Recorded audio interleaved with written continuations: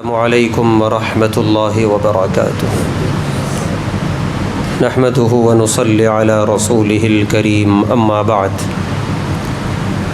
آج تراویح میں پارے 22 کی تلاوت ہوئی۔ سورہ سبا، سورہ فاطر اور سورہ یاسین کا ایک رکوع آج پڑھا گیا۔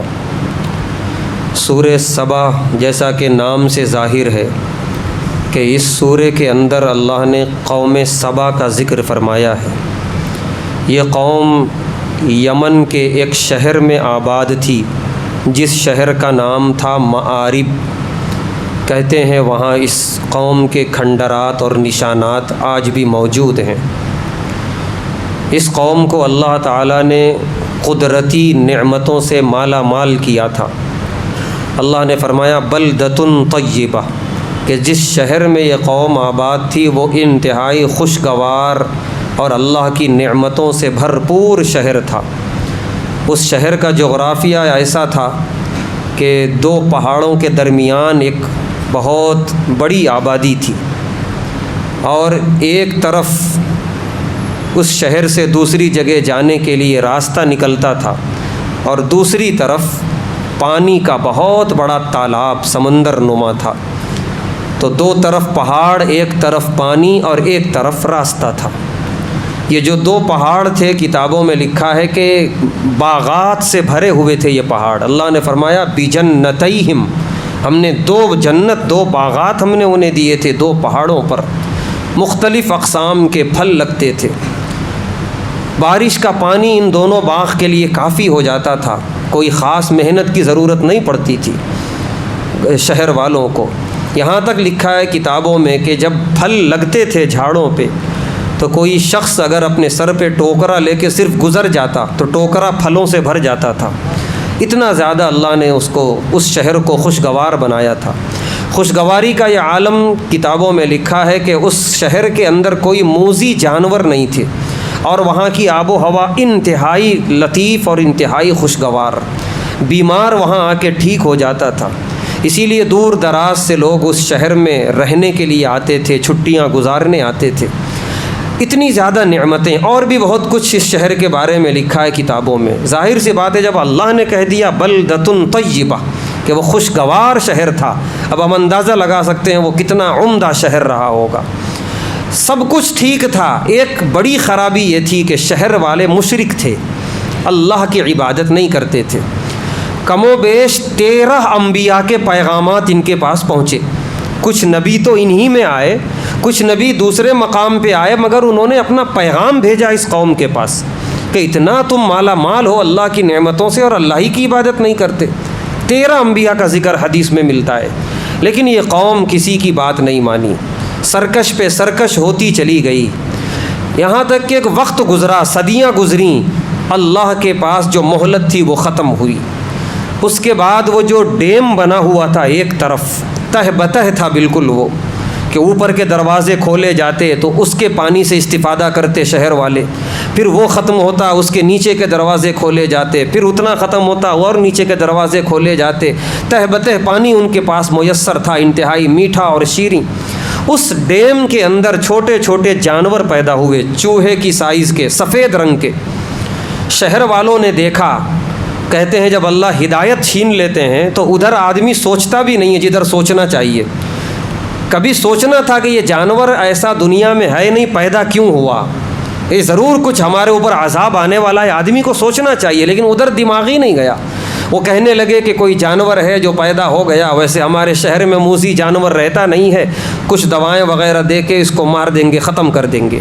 اب اس پہ محنت ہو رہی ہے مارنے کے لیے، دوائیں دی جا رہی ہیں، الٹی سیدھی حرکتیں ہو رہی ہیں، لیکن جانور بڑھتے جا رہے ہیں، اضافہ ہوتا جا رہا ہے، لیکن ابھی بھی بے خبر ہیں شہر والے۔ یہاں تک کہ ان چھوٹے چھوٹے جانوروں میں اللہ نے اتنی طاقت دی کہ وہ ڈیم کو اندر سے کمزور کرنا شروع کر دیے۔ ایک وقت آیا کہ رات میں شہر والے بہت آرام سے سو رہے تھے، ایک زوردار آواز آئی ڈیم کے ٹوٹنے کی، اور سارا کا سارا پانی سیلاب کی طرح تیزی سے شہر میں داخل ہوا۔ اللہ فرما رہے بجنتیہم جنتین ذواتی اکل خمط واصل وشیء من سدر قلیل، کہ جو انتہائی خوشگوار شہر تھا صبح ہونے سے پہلے پہلے رات کے اندھیرے میں ہم نے اتنا ویران کر دیا اسے کہ سارا کا سارا پانی شہر میں داخل ہو گیا، اور سارا پانی انتہائی بدبودار، موذی جانور پیدا ہوئے، لاشیں سڑ رہی ہیں وہاں شہر والوں کی، انتہائی ویران ہو گیا شہر وہ کہ آدمی رہ نہ سکے تعفن اور بدبو کی وجہ سے، پوری قوم ہلاک ہو گئی، تباہ و برباد ہو گئی۔ وہ کس تیزی سے آیا ہوگا پانی وہ اللہ بہتر جانتے ہیں، کیونکہ جب کوئی چیز جب اللہ کے عذاب کی شکل اختیار کرتی ہے پھر وہ آدمی کی عقلوں سے ماورا ہوتی ہے۔ چنانچہ پورا شہر تباہ ہو گیا، برباد ہو گیا۔ اللہ فرما رہے وَمَزَّقْنَاهُمْ كُلَّ مُمَزَّقٍ، ہم نے ٹکڑے ٹکڑے کر کے رکھ دیا۔ ان فی ذالک لآیات لکل صبار شکور، اللہ فرما رہے اس میں عبرت ہے، نشانی ہے ان لوگوں کے لیے جو صبر والے ہیں اور شکر والے ہیں۔ اس کے بعد اللہ نے آگے کی آیات میں آخرت کا منظر کھینچتے ہوئے فرمایا کہ 3 طرح کے لوگ ہوں گے کل میدان آخرت میں، فَمِنْهُمْ ظَالِمٌ لِنَفْسِهِ وَمِنْهُمْ مُقْتَصِدٌ وَمِنْهُمْ سَابِقٌ بِالْخَيْرَاتِ۔ ایک تو وہ ہوں گے جنہوں نے اپنے آپ پہ ظلم کیا ہوگا جیسے قوم سبا اور اس طرح کے دوسرے گنہگار لوگ جو سیدھے جہنم میں ڈھکیل دیے جائیں گے۔ دوسرے وہ مقتصد جو درمیانی ہوں گے، کچھ نیکیاں بھی ہیں اور کچھ گناہ بھی ہیں، نیکیاں کر لیے، نیکی کا موقع ملا، گناہ کا موقع ملا، گناہ بھی کر لیے، یہ بھی پچھتائیں گے کل میدان آخرت میں کہ ہم کیا کر کے آئے۔ تیسرے کے بارے میں اللہ فرما رہے سابقم بالخیرات، جو سبقت کرتے تھے نیکی کے کاموں میں، خوب اللہ کی عبادت کرتے تھے، خوب آگے بڑھتے تھے، ذالک هو الفضل الکبیر۔ اللہ فرما رہے یہ لوگ کامیاب ہوں گے، یہ سبقت کرنے والے۔ باقی جو پورے گناہ لے کے آئیں گے وہ بھی ناکام، نیکیوں کے ساتھ گناہوں کا انبار لے کے آئیں گے وہ بھی ناکام۔ ان کو اللہ فرما رہے جہنم میں ڈالا جائے گا، وہم یسترخون فیہا، اب جہنم میں جا کے چیخیں گے ربنا اخرجنا نعمل صالحا غیر الذی کننا نعمل، پروردگار جہنم سے نکال کے ایک بار دنیا میں بھیج دیجئے، اب ہم ایسا عمل لے کے آئیں گے، اور ویسا بالکل بھی نہیں لائیں گے جیسا لے کر آئے تھے۔ اللہ جواب دیں گے اولم نعمرکم ما یتذکر، کیا ہم نے تمہیں اتنی عمر نہیں دی تھی کہ تم نیکیاں کر سکتے تھے، تم نصیحت حاصل کر سکتے تھے میری کتاب اور قرآن کے ذریعے، تم خیر کر سکتے تھے، وہ سارا وقت ساری مہلت سب کچھ میں نے تمہیں دیا تھا، اتنا دیا تھا کہ اب دوبارہ دینے کی کوئی ضرورت نہیں ہے، لہذا تمہاری مانگ مسترد کی جاتی ہے۔ فذوقوا، اب اللہ کا عذاب چکھو، فما للظالمین من نصیر، اللہ فرما رہے اب تمہارے ظالموں کے لیے، تم ظالموں کے لیے کوئی مددگار نہیں ہوگا۔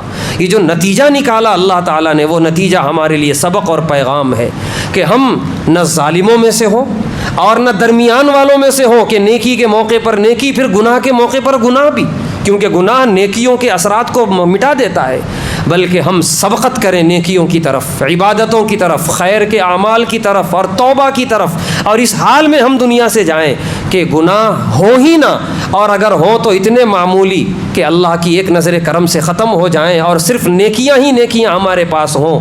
اللہ ہم سب کو جہنم سے محفوظ فرمائے، خوب نیکیاں کر کے جنت کا مستحق ہونے کی توفیق عطا فرمائے، ہر طرح کے شرور اور فتن سے حفاظت فرمائے۔ وآخر دعوانا الحمد للہ رب العالمین۔